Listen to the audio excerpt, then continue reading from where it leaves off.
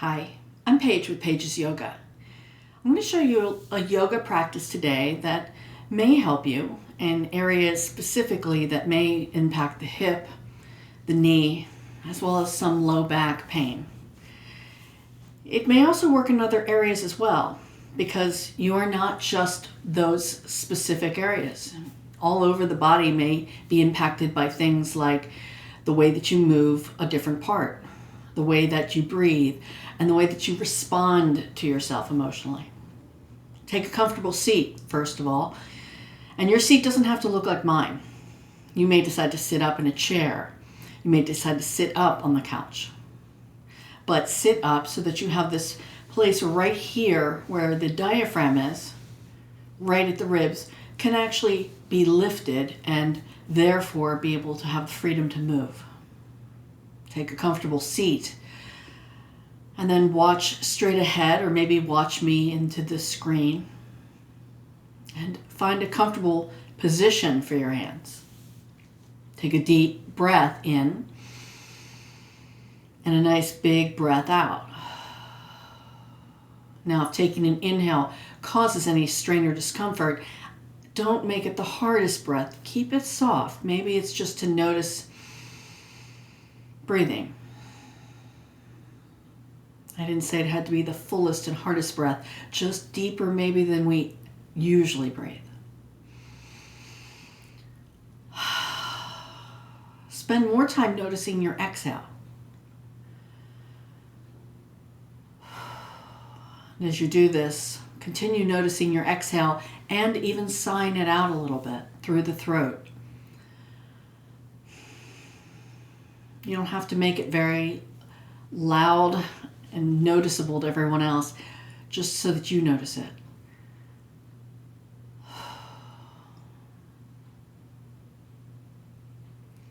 Yoga. The word yoga is an interesting word that gets translated into many, many meanings. I like to use the word that yoga means to reconnect for a reason. Those that will translate the word yoga translate it from Sanskrit, and it's very hard to sometimes find an English translation. So most people have translated yoga to mean yoke. Only I don't know in my society today what that means, if it's as meaningful for me. And then others started to say, well, what they meant was connecting yourself. Okay, but what are we connecting? And then I discovered the interesting philosophy. It's not like I discovered it myself, but it's a reconnection. For me, it's more about a reconnection than a connection. Connection to me sounds like I'm going towards a place, when to me, yoga is about coming back to a place that was already in existence. So I use reconnection. At least you'll understand what is the word for. Yoga has many different kinds. There are plenty of yoga practices without any physical poses. So the pose doesn't make it yoga. At least start off hearing that. It is possible that we had a different interpretation of yoga. That is possible. But it's kind of like a lot of things in life. If you put that principle to so many things and go, but there's many different kinds of books, many different kinds of movies, there's many kinds of yoga. Yoga's to reconnect, and I can reconnect whether I'm using poses, breath, maybe it's more of a philosophical point of view. I can reconnect to my inner self, my inner being. And let's recall that that's what it's about, and that there are many kinds. We'll start off with, could you consider that? And maybe that alone will change the way that we connect to ourselves within the brain. You're in your comfortable seat now, and I'm going to ask you to consider moving. Not a hard movement. See if you could lift the arms up and around, and then back down through the center. Down and around. Match it with the breath now. Inhale as you lift up. Exhale down through the center. Inhale as you reach down and up. Exhale down through the midline of your body. Inhale as you lift up. Exhale, stop at the heart center. And now interlace the fingers. And while you're interlacing the fingers, squeeze them a little bit. Just a little. Give a little squeeze. Okay, relax the squeeze, but move the wrist now. Getting them to just move into a circle. You may feel things, creaks and cracks. That's okay. And then move it the other direction. Good. And then take your fingers, remember how you squeezed them, switch the finger over finger. Odd, absolutely. Squeeze it again, move it again. It's okay for something to feel that way. You're allowed that. This may not be my first choice, but I just considered it and allowed for it to be that way. And then I'm going to let the hands go up and around. Match it with the breath. Inhale, so it goes through the middle of the body. Up, exhale, down. Inhale through the center. Exhale. One more. Inhale through. And this time, interlace those same fingers. Take them overhead. Good. Round and curl. Inhale, lifting up. Little back bend, not hard. And exhale, round. Pull the back and behind you. Inhale, lifting up. Exhale. Inhale. Exhale. One more. Reaching up. Undo the fingers and take that into a twist. Now, a seated twist is more about your upper back. So you're not going to move the hips here. You're going to turn and twist. You could put this front arm anywhere on either leg. I tend to actually like the back leg so that I can actually push around more versus pulling. And as you turn the shoulders, you may even turn the neck to the opposite shoulder. Good. And then I'm going to spiral around. I'm going to reach up to the sky first and take a twist to the other side. This should be in the upper body twisting. Your hips should be forward, so take a look if you need to and notice if you did any sort of lifting or compensating to make the twist happen. Just kind of let it stay here. Move the head to the other shoulder. Notice your breath while you're here. Could come out of it, reach up. Forward fold. Now you're going to go as far as you can in your fold, depending if you're seated the same way or not. You may be limited in how far you could go forward. But go as far as you can. Before you strain or pull anything, learn to stop there and just be with this moment. Now some of you maybe have the head up still, and you could also start to let the head relax more. Motions of the spine. Some of you already know it. You're like, oh, yay, okay. That means I've got first motion of the spine. That's your forward fold. 10 seconds there. Then I'm going to ask you to go towards your right. Your right doesn't have to go far. It's just your right. I definitely feel this here in my back, and that's where we're working on that. I want to go to a place before I strain or have any pain. Keep your hips down. Good. I'm going to walk it through. I like to go nice and slowly across to the other side. If you're counting it out, it's about 10 seconds. If it's a little more, that's fine. A little less, and you may ask yourself, why are you rushing? Why rush today? And I'm going to come back through the center, and our next motion of the spine, it's going to be over to the side. We're going to arc. Some people put their hand here. Some people put their elbow, and some go in between. Okay, over to the side. Now, I'm not going to reach over because that's just all too common. I'm really interested in, can you get this middle part to bend? Get this waist to stretch and this side to come in. into the body.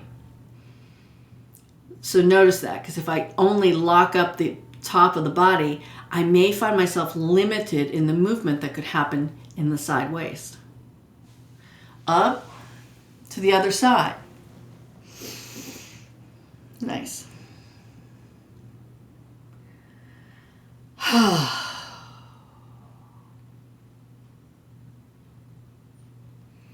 I will show you some other variations of this.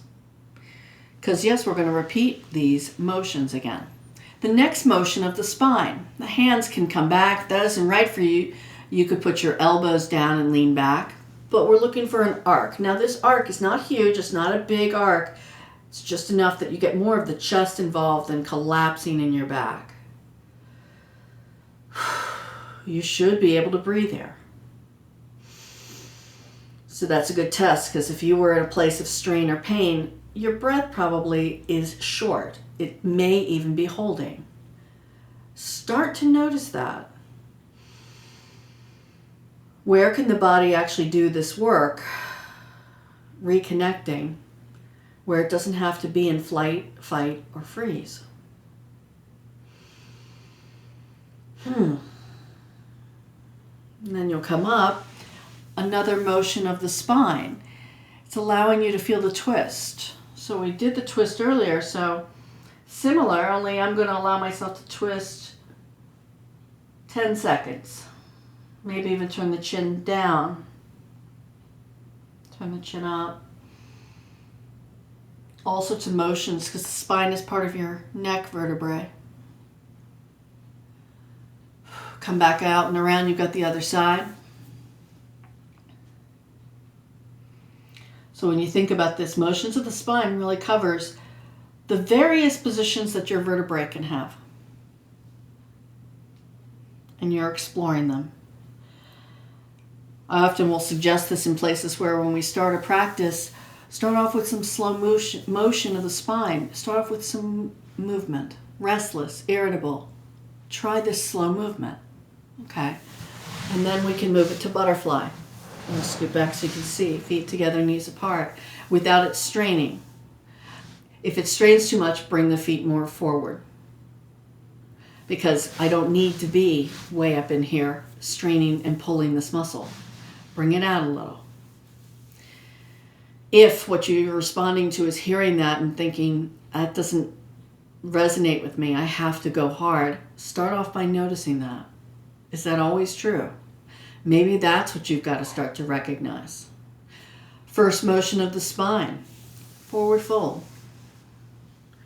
Learning to be patient, learning to find the place where it's not straining. There's peace here. There's a lack of having to be putting so much effort into it. That actually teaches us, as you go to one side, and no, it doesn't matter which side, this kind of a yoga practice starts to teach us, why are we doing what we're doing? What is the point, after all?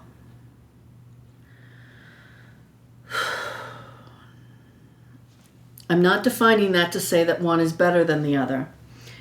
It's just different. Maybe that wasn't what yoga was for you, and you have to look at it through a different lens right now and consider it. By considering, we don't have to pick things like that. We don't have to say they're right. They're wrong. One's better, one's worse. We don't have to pick, actually. Okay. I'm going to my next motion of the spine, which is to the sides. It does not matter which side. I can kind of just get lost into feeling this moment. I got 10 whole seconds to just kind of explore this motion. Instead of the hand over my head, I can put it behind my back and rotate into a little more twist here. And coming up to the other side, which is different.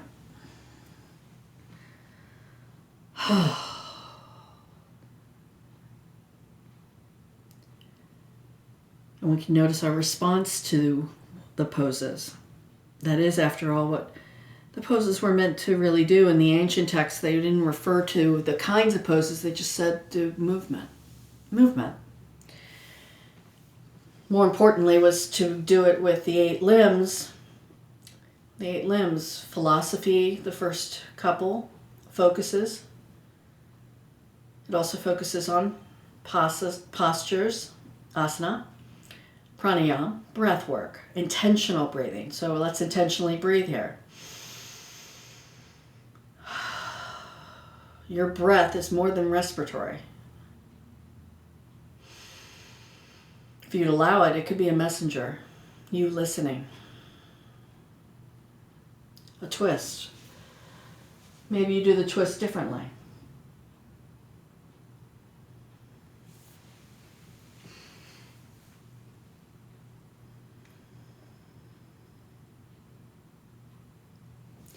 And then you come back to center and switch the legs again. Move them around. Moving in the upper body, but what we're doing is keeping the lower body in some yin poses. This is known as deer. If you're having a hard time with the knee, don't be mad at the knee. Just find a way to support it. One way to support it is to sit up higher. On a pillow, on a block, sit up higher, so that you don't have to strain either knee. Another thing you could do, if you take a blanket and put it underneath any of the knees or areas that are having problems, this could also relieve that. Okay, and then begin to notice that and notice this pose while you set up for motions of the spine. Forward fold.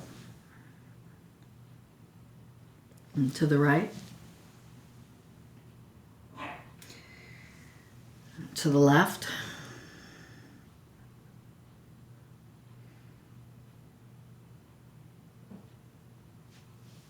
To the center. And back up. You can mix it up. How about if I do the arc here? You keep moving on your own if you're doing that already. Just kind of get lost into the motions, the movement. To the sides. I know everybody always goes arm over head, but what happens if this arm just reaches out? Oh, good. And to the other side. Yes, this is different. By the way, you have your hips in this position in a totally different place. Easily, how we'll forget it and just comment, oh, this side's tighter. You know, it's different. What should seem logical sometimes isn't. We just react. And then I'm going to try my twist. Did a little pulling up, lifting of the hip this time. Just this hip lifted a tiny bit up to turn with the twist. And then I'm going to let it come back down, untwist. To the other side, which is at a different position of my hip. And I expect it to be different. So then that allows me as well to tap into any area emotionally that may have been tensing up.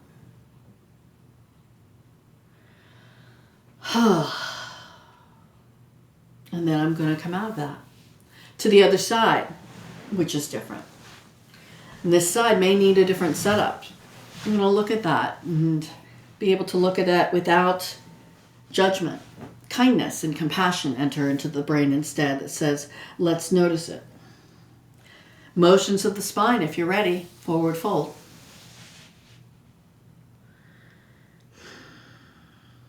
And to the right.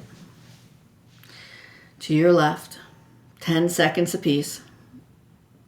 Feel free to keep doing that. If you find a spot that really needs your attention to hold there longer, feel free to.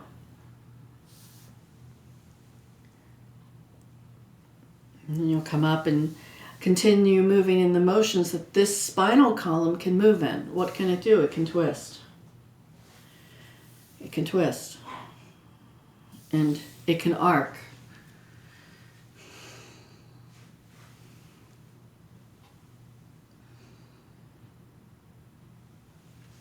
And it can arc on the other side.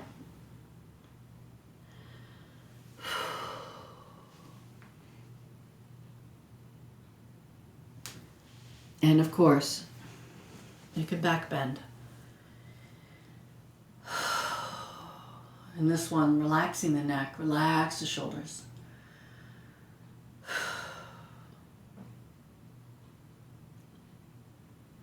Your motions of the spine may include other yin positions, yin poses such as your swan / pigeon, whichever name you give it. Right? It could be done in all sorts of yang poses as well. And consider the motions that your spine may need, especially since so many of us live in a very straightforward linear position with the spine. Be patient with yourself with that. Notice that. Okay, let's move on to some fascia release. What is fascia? Fascia wraps around the muscle. That's it. Consider it like a casing, a net that is wrapped around your muscle. So when I ask you where to place the ball, and you want to know where, literally any place in that general area is going to press into fascia. Whether you feel it intensely or not is dependent on the height of the ball and your body. So that's your muscle and your bone structure all over that is impacting that. So if you don't feel it a lot, don't dismiss it as if, well, that means that that area is fine. You may have to play with the height that that ball is placed at. I'll give you a good example. Right here in this pose, deer pose, you could do some myofascial release. Most people will place it easily along the outside of the thigh because that's where we can feel it the easiest. Yes, the T-band. It's a nice area to press into, but it is supposed to be tight. And actually it's supposed to remain tight. What isn't supposed to be tight is right here next to the side hip. So in this pose, I'd suggest placing it here, lean over. Be there and lean over, even though you hate it. Oh my gosh, yeah. But be with it for a moment. Just a moment more. Good. You'll do this for me with the fascia release all the way across the hip and the buttocks.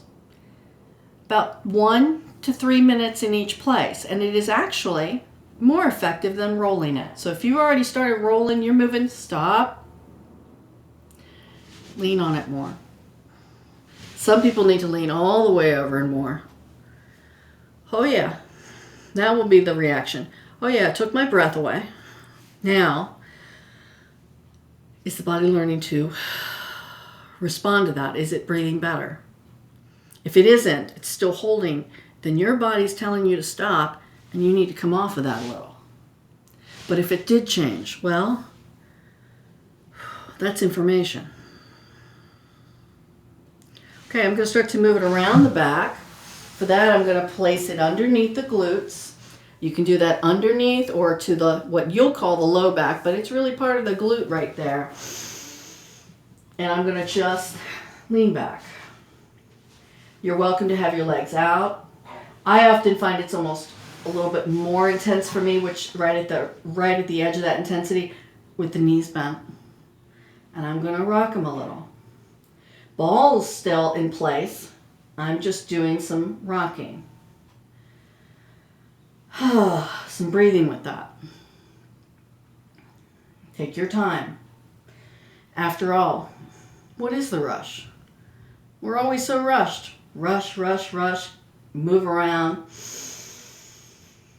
And yet we know we came to yoga to reconnect. Slow down.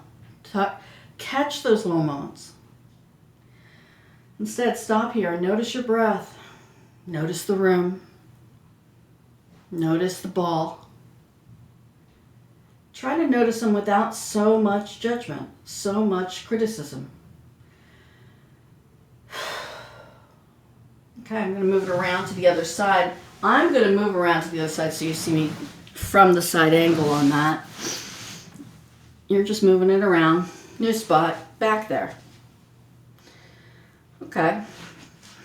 In this case, I'm going to do one knee bent, one leg out to the side. Just different. I'm going to do like I'm pretending like I'm stirring. And then I'm going to move it the other direction. What's the rush? Breath. Notice.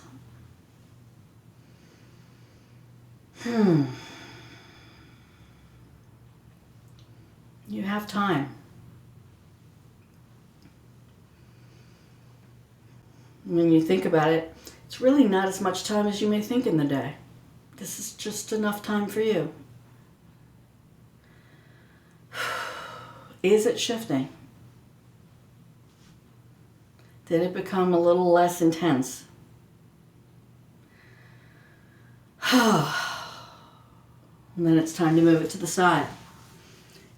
Understand, I'm not up on top of this. I kind of lift and put it on the side, and then find yourself leaning over. Ooh. Yeah, listen to the body, how it locks up, it reacts, the breath is holding, and this is manageable. This isn't the worst or the most intense.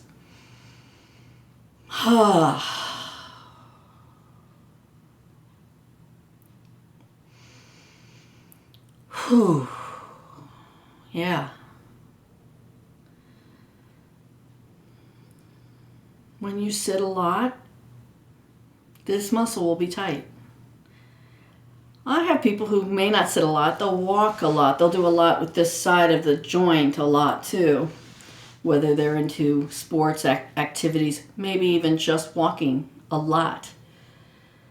Anything overdone, whether it's activity or inactivity, will still strain this muscle.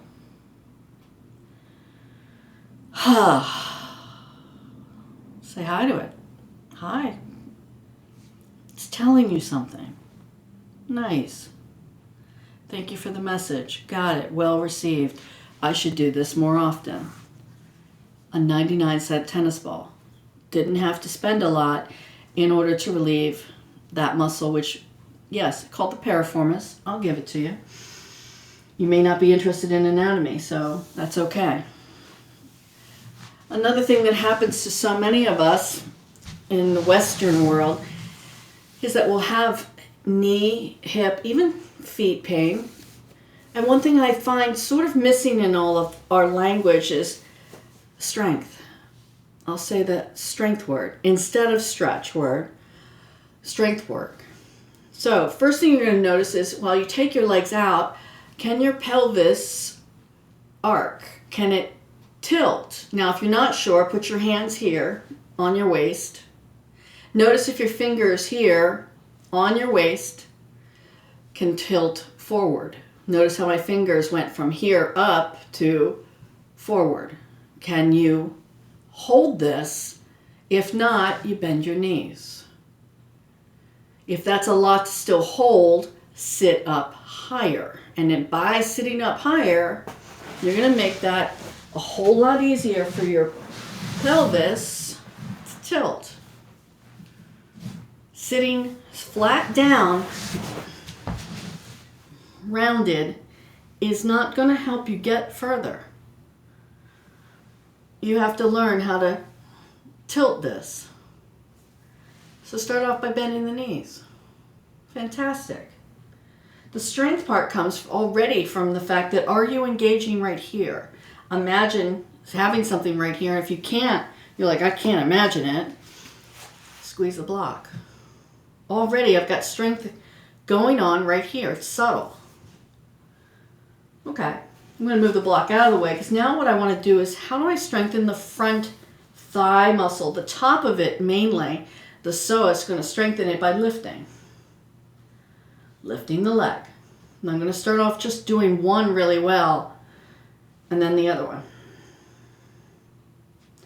I know I'll make it look easier because you're not going to move your upper body. You're going to lift from that muscle and you can feel it. You can put your hand right here. Your finger digs right in. You can feel that. Yes, and it has to be the body right over. I'll have that ask, like, well, what if I did it this way? I have some muscle work working, but most of that muscle work is actually happening more in the core of the body than it is here. So from this angle is where we have to learn how to lift, release, lift, and release. Push down and lift the chest as you lift, release. Lift, release. Good. And that may be enough for you right now. Please don't blame yourself if that's it. Strengthening this muscle though. I don't care about it for the sake of the pose. Please remember that. I'm not looking for performance of the pose. What I'm looking for is what that pose does for us functionally. This action happens to be what we need in life right now. How do I use that muscle when I go up the stairs, down the stairs, step over things, walk, step into the bathtub? I want to be able to step out of the bathtub. To step. The action of this muscle group needs to be there, because if it isn't, we compensate it. We lean. We're dropping into the knee, into the hip. So you start to see why I said, why was this helpful to helping the areas that we just mentioned we're having problems in. Now, how do you apply this in a yoga class to your life, though? One thing I ask you to do is slow down. Slow down, time out. Next time you're about to go up or down the stairs, it's a good one. Anytime you're about to lift the leg over the bathtub to go walking, stop, pause, time out, pull up, and then bend the knee and lift it. Step it out and down. Bend, lift, step it out and down. Do it nice and slow with me here. So this would be what you're going to do, let's say at least maybe 10 times today. You may think 10's a lot. Not really when you think about how often we step, how often we do walk. I'm asking you to notice it. If I'm getting out of my car, step. Out of the car. It's possible to consciously be aware of when you lift the leg and how to use that muscle instead of leaning, instead of falling into the joints. Try that and consider that. Maybe come back to this video or other ones and continue strengthening your legs. Strengthen the hip flexor area, which is really your psoas being strengthened. Okay. With all of that, it's good to come back to the myofascial release. Now, you can use a tennis ball. Some of you, I know, go to my favorite things site and find the kit. And this one is the best one of all. If you don't have this, put 2 tennis balls in a sock, but tie the sock up on both ends. Make it nice and tight. This one becomes really useful to have 2 so that we can rest our muscles in the middle. Face down. Okay, face down. Here we go. It's going to go on the top of your thigh, way up in here. So, this is going to be one when you start to do it. If you don't feel this enough, you're going to have to consider a couple things. First one is come down more. Bend the knee, so you probably had your legs straight. So bend it, press down. Okay, and I feel that. It's okay. It's not horrible. This particular ball just is not as high. So, I'm going to use a block, ball, and then put my leg on it. So, absolutely feel that more. And that's where I want it. Once you've been there for a little bit, you're welcome to shake it, rock it.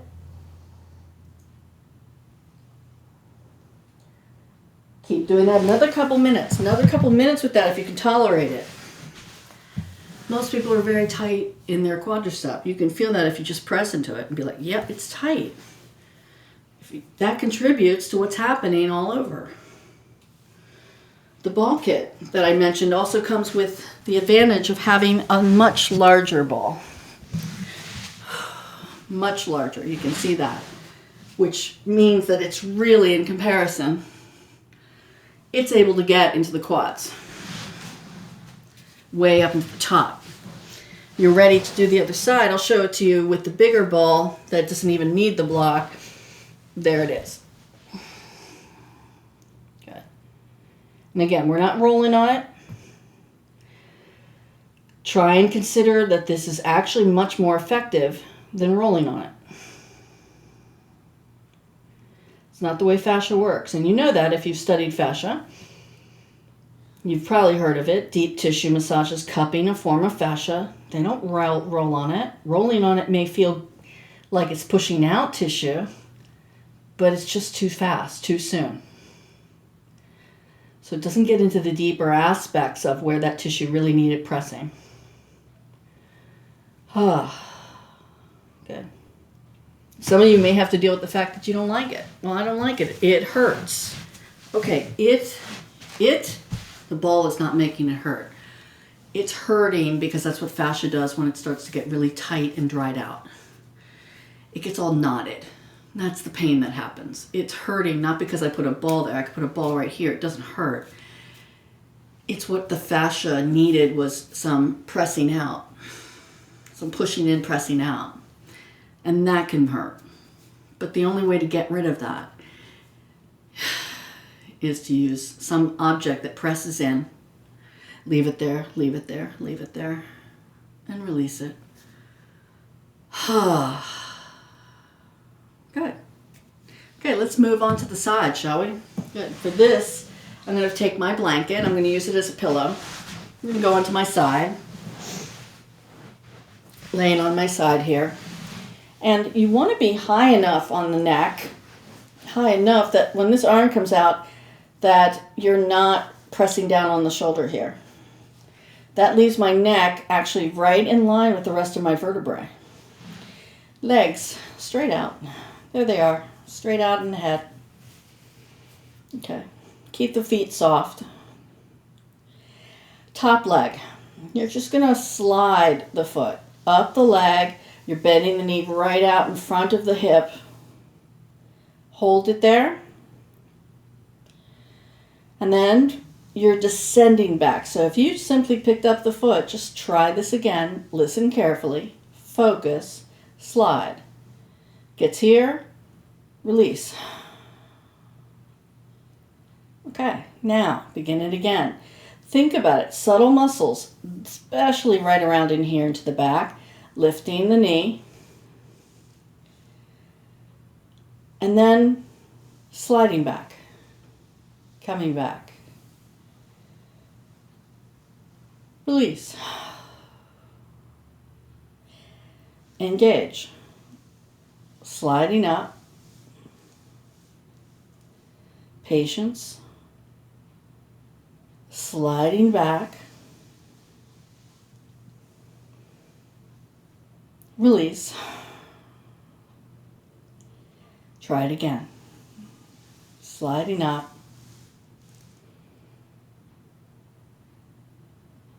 Sliding back.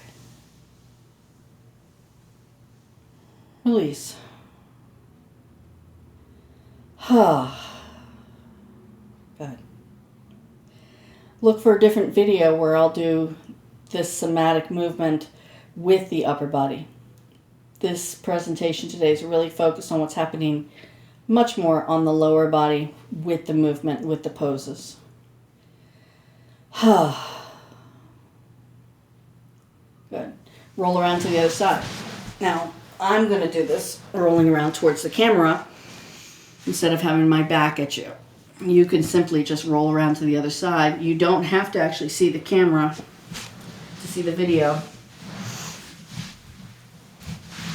You're on your side. You need to check on where this arm, this shoulder is not cut off. Legs right on top of each other. I'm going to start sliding. You lift the knee way out in front of the hip. When you're sliding it back, think about using those muscles. You didn't stop using those muscles right now. You're going to use them. And then relax and release. Good. Engage. So use the muscles. Everything tightens up. You're using it. Disengage. Release. Engage it.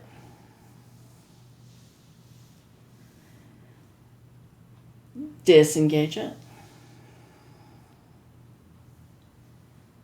Release. Try it again. Engage.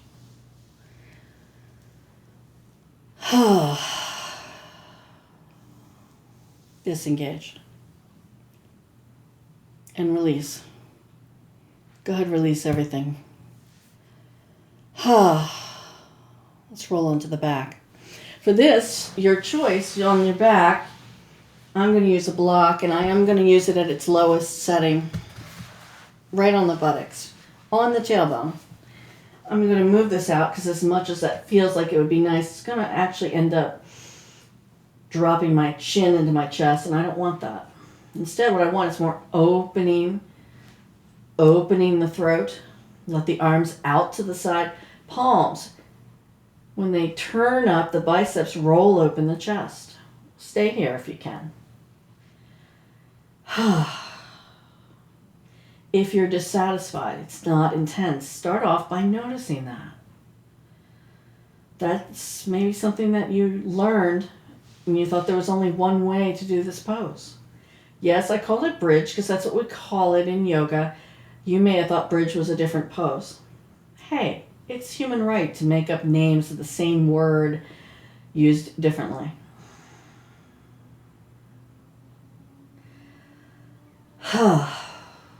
It's not a big arc. It's not a huge strain on my vertebrae. Instead, what you have is that pressing right along where we did the piriformis work with the ball release. Now, for some of us, this feels good. Allow yourself to consider what would happen if the knees lifted, though. If the knee went above the hip, notice it. Try not to do this as much as the knee stays over the hip. Functionally is what I'm looking for. Too much rounding in our life, right? This would be what, I'm comfortable, I'm used to this. But this does something else. This allows more releasing to happen. Some people like to stay here. Some people cross the ankles. Others like to lift the legs, even do some movement of the ankles, maybe even moving the legs around. It's all good. Notice your space. Notice your breath. Sometimes there isn't a lot to notice. You're like, it's a blank ceiling. Okay. Notice it. Stop. Notice right now. Could we include all of the things that are right here, even if it's just a blank wall? It's here. So is your breath.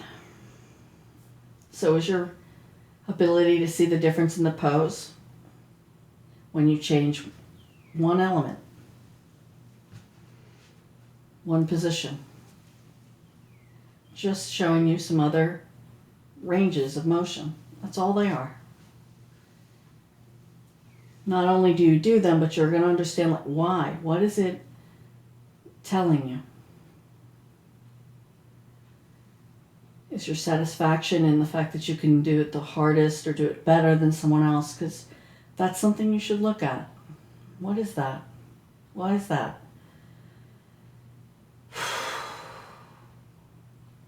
It doesn't matter at all.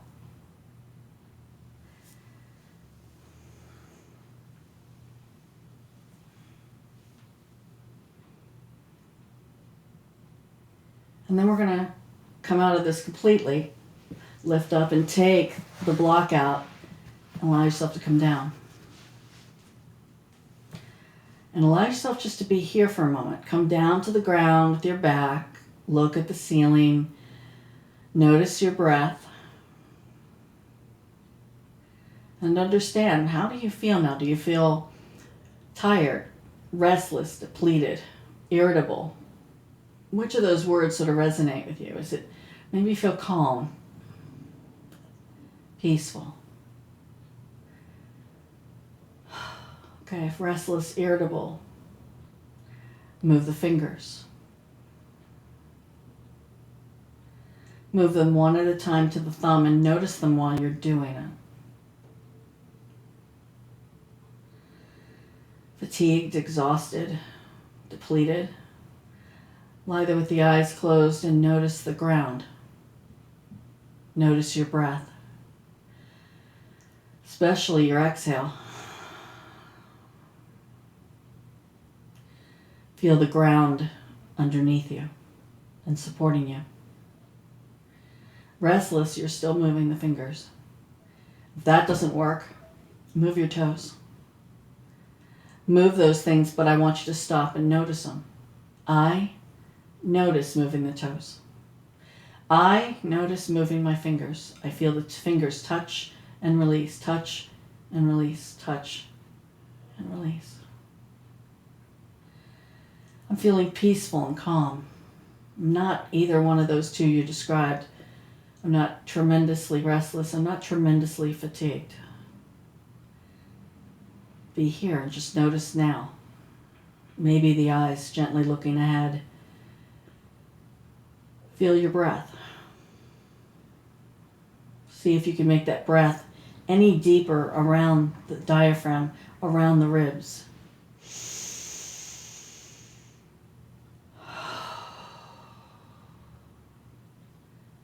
Nothing has to change. Nothing has to be changed depending on which of your energies you're feeling right now. Life will take care of changing it. Be with the moment.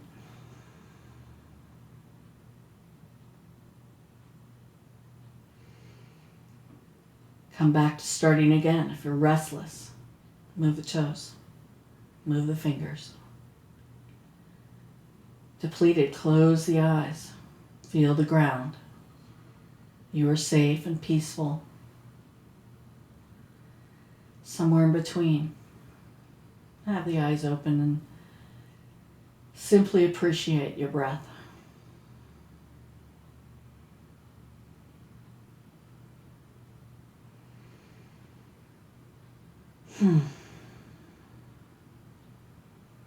Take one more breath in. Breath out. Release the breath control. Just natural breathing. I'm going to ask you from here to have your knees bent if they're not already.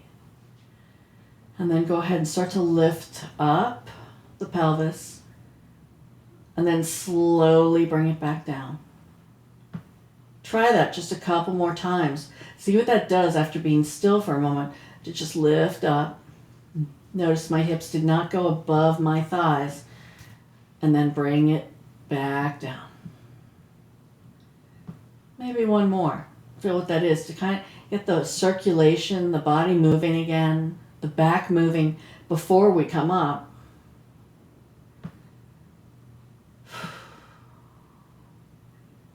And we're starting to come up to a seat.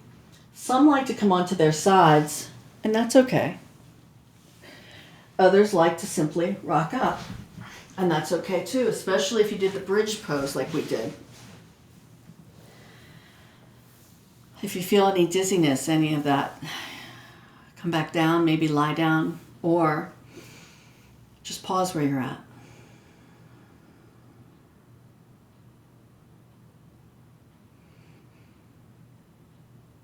If you're dizzy, come back down.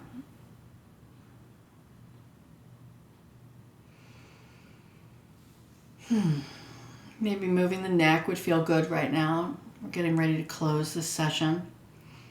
I hope you'll look into other ones and take them and maybe even try this one again. Maybe you'll hear things the second, third, or fourth time around that you didn't hear before. That happens. We're all guilty of that. We're not fully present, so we're not always processing the information we're hearing. In the meantime, I hope this helped. I help it shined a light a little bit more on you. It was less about fixing the problems in the hip and the leg and the joints, and more about being present with the information you just received. Now with that information, it's up to you. What will you learn from that? How will you apply that? That's up to you. My hope is that you'll take it out into your day today and find some ways to improve your own awareness. Just consider it. I thank you for your consideration and your time today. The light in me sees the light in you. Namaste.